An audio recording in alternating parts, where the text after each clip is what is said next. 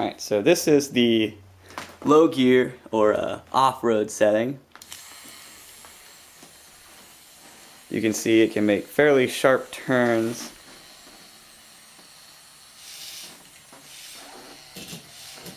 Doesn't go very fast,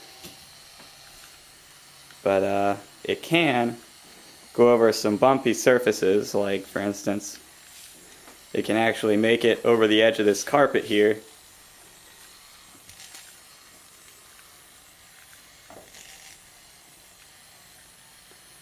Come on, go up. Oh yeah!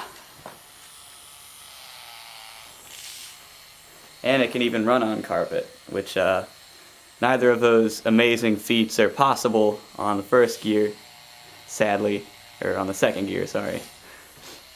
Yeah. Oh, and you can see here, this little gear, it's fun to look at. It looks like it propeller or something.